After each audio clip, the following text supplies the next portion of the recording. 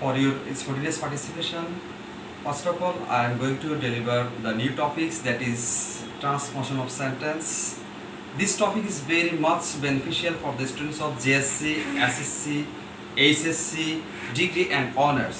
So, let's get started, my dear students. First of all, the definition of transformation of sentence.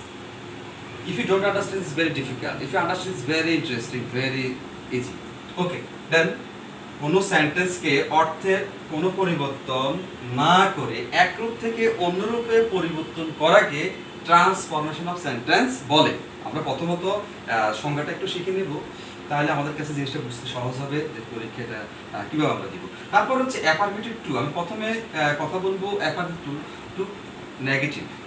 Transformation sentence করতে হলে চারটা step থাকে। চারটা স্টেপের মধ্যে প্রথমে হচ্ছে ক্লাসিফিকেশন অফ সেন্টেন্স, দ্বিতীয় স্টেপ হচ্ছে structure of sentence, simple, compound, কমপ্লেক্সের যে বিষয়টা। তৃতীয় হচ্ছে আমাদের কম্পারিজন অফ ডিগ্রি, যেটা হচ্ছে আমরা বলে থাকি যে change of degree, positive, comparative and superlative.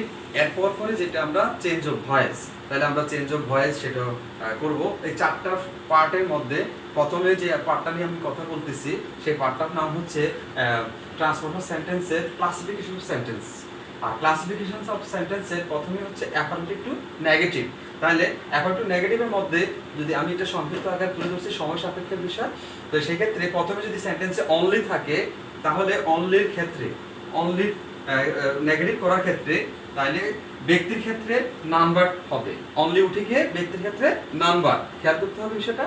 তারপর হচ্ছে যদি বস্তু বোঝায় অনলি থাকে সেন্টেন্সের মাঝে, তাহলে সেক্ষেত্রে অনলি উঠে গিয়ে নাথিং বাট হবে।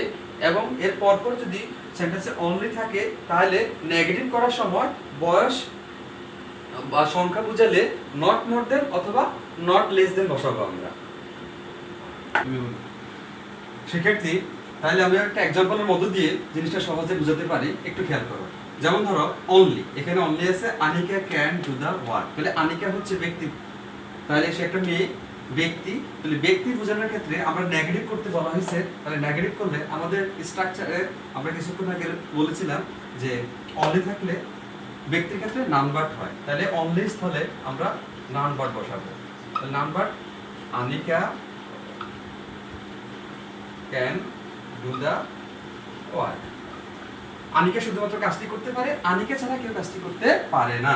তাহলে সেক্ষেত্রে ব্যক্তি স্থলে নাম্বার বসাবো, ব্যক্তি হলে অনলি স্থলে নাম্বার বসাবো যদি ব্যক্তি হয়। আর যদি বস্তু হয়, হি নিডস আ ল্যাপটপ অনলি, তার একটি শুধুমাত্র ল্যাপটপ দরকার। তাহলে সেক্ষেত্রে এই যে অনলি আছে, এটা সে বস্তু বোঝানো হয়েছে, ল্যাপটপ একটা বস্তু আমরা বুঝি। তাহলে সেক্ষেত্রে আমরা এখানে অ্যান্সারটা কি দাঁড়াচ্ছে নাথিং বাট, কারণ আমরা কিছুক্ষণ আগে শিখেছিলাম যে বস্তু বলে নাথিং বাট বসে। তাহলে আমরা অনলি যেখানে আছে সে স্থলে আমরা নাথিং বাট বসাবো। তাহলে he needs nothing but a laptop। বাস যে বিষয়টা। তারপর হচ্ছে Sunny is only 15 years old, সানির শুধুমাত্র 15 বছর বয়স। তাহলে সেক্ষেত্রে এখানে আমরা অনলি আবারও বুঝে পেয়েছি। আরেকটি বিষয় লক্ষ্য করলাম যে এখানে সংখ্যা বোঝানো হয়েছে 15 ইয়ার্স, তাহলে সংখ্যার ক্ষেত্রে আমরা বুঝি যে অনলির স্থলে কি বসবে, নট মোর দেন অথবা নট লেস দেন। এর অর্থ দাঁড়াচ্ছে বেশিও না কমও নয়। তাহলে সেক্ষেত্রে Sunny is not more than, তাহলে এই অনলিটা উঠাই দিয়ে আমরা কি লিখবো, Sunny is not more than 15 years old, সানির 15 বছরের বেশি নয়, অথবা নট লেস দেন 15 বছরের কম নয়, বেশি নয়। যদি এরকম কিছু অর্থ তুমি যে কোনো একটা দিলেও হয়ে যাবে।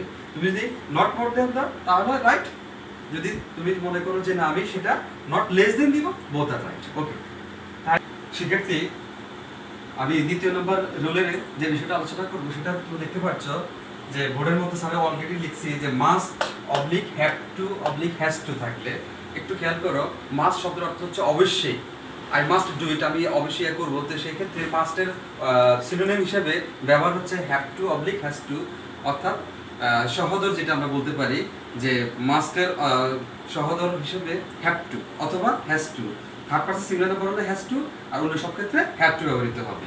দুইটাই বর্তমান কাজের উপর ব্যবহৃত হয়, অর্থাৎ বর্তমানে কোনো কাজ বোঝালে, বর্তমানে কোনো কাজের উপর জোর প্রয়োগ করলে সেক্ষেত্রে মাস্ট অবলিক হ্যাভ টু অথবা হ্যাজ টু ব্যবহৃত হয়। তাহলে এই ক্ষেত্রে আমরা দেখব যদি নেগেটিভ করতে হয় তাহলে আমরা কি বসাবো? হ্যাভ টু হ্যাজ টুর পরিবর্তে ক্যান নট বাট অথবা ক্যান নট হেল্প।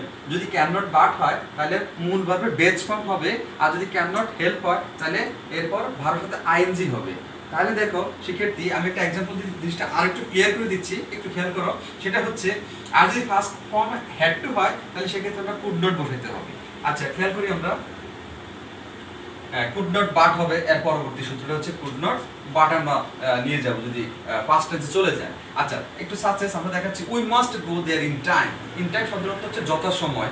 তাহলে উই মাস্ট আমরা অবশ্যই গো দেয়ার, সেখানে যাব ইন টাইম যথাসময়। তাহলে এটাকে যখন নেগেটিভ করতে বলা হবে পরীক্ষা হলে তখন তুমি কি করবে? তখন সেক্ষেত্রে খেয়াল করবে এই মাস্ট থাকলে মাস্ট উঠে গিয়ে তার স্থলে ক্যান নট বাট বসাবো। তাহলে এখানে ক্যান নট বাট বসাইছি আমরা। তাহলে ওই সাবজেক্ট ঠিক আছে, ক্যান নট বাট, তারপর ভার্ব গো, তারপর বাকি অংশ বসে যাবে যথারীতি পূর্বের ন্যায়। অথবা আমরা দেখব we cannot help we going there. তাহলে এখানে বাট আর যখন বসবে না, আমরা যখন হেল্প বসাবো তখন ভার্বের সাথে অলরেডি আইএনজি হয়ে যাবে। সূত্র তাই বলছে যে যদি আমরা হেল্প দিই তাহলে সচরাচর আমি সাজেস্ট করবো তোমরা ক্যান নট বাটটা ইউজ করবে, তাহলে ভার্বের বেজ ফর্ম বসালেই হবে, আর না হলে হেল্প বসালে ভার্বের সাথে আইএনজি দিতে হবে। তাহলে এই ক্ষেত্রে আমরা দেখতে পাচ্ছি রুল 3 তে দেখি যে এভরি প্লাস নাউন, যদি কোনো সেন্টেন্সে এভরি থাকে তাহলে ওই সেন্টেন্সটিকে আমরা যখন এভরি যুক্ত, এভরি প্লাস নাউন যুক্ত সেন্টেন্স থাকে তাহলে সেটাকে আমরা যখন নেগেটিভ করব তাহলে আমরা দেখব যে দেয়ার ইজ নো দিয়ে আমরা সেন্টেন্সটি লিখতে হবে। There is no plus noun plus but plus বাকি অংশ ডট ডট ডট বাকি অংশ। তাহলে আমরা কিভাবে বসাবো? যদি দেয়ার ইজ নো থাকে তাহলে এভরি প্লাস নাউন থাকে তাহলে দেয়ার ইজ নো দিব আমরা। তাহলে দেখি শিক্ষার্থী এক্সাম্পল মধ্যে আরেক জিনিসটা ক্লিয়ার করছি, সেটা হচ্ছে every Patriot loves his country. প্রত্যেক দেশপ্রেমিক তার দেশকে ভালোবাসে। তাহলে এভরি শব্দটি থাকলে এভরি প্লাস এই যে নাউন আমরা খুঁজে পেয়েছি, এভরি পেয়েছি, নাউন পেয়েছি। এই যে প্যাট্রিয়ট হচ্ছে noun, every mother, every father, every Patriot, every teacher, যাই থাকুক না কেন সেটা নাউন। তাহলে খেয়াল করি আমরা এভরি মাদার অথবা, তাহলে আমরা নেগেটিভ করার ক্ষেত্রে এভরি উঠে গিয়ে আমরা কি বসাবো? There is no.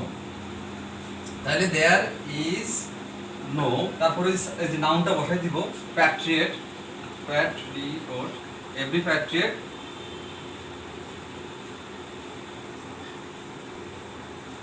loves his country।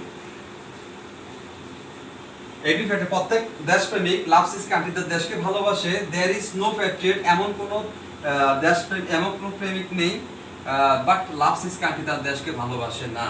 যদি আমি এটাকে এভাবে করতে যাই every mother loves his child, প্রত্যেক মাদার লাভস হার চাইল্ড, প্রত্যেক মাতার সন্তানকে ভালোবাসে। তো there is no mother but loves her child, এটা যথারীতি পূর্বের ন্যায় বসে যাবে। ঠিক এর ব্যতিক্রম একটি রুল রয়েছে, সেটা হচ্ছে এভরি রোজ হ্যাজ থ্রন, প্রত্যেকটি গোলাপেরই কাঁটা আছে। তাহলে দেয়ার ইজ নো রোজ আমরা দেয়ার ইজ নো বসাবো, দেয়ার ইজ নো রোজ। এখানে আমরা হ্যাজটা উঠে দিয়ে উইদাউট, একটু ব্যতিক্রম করতে আমরা উইদাউট থর্ন,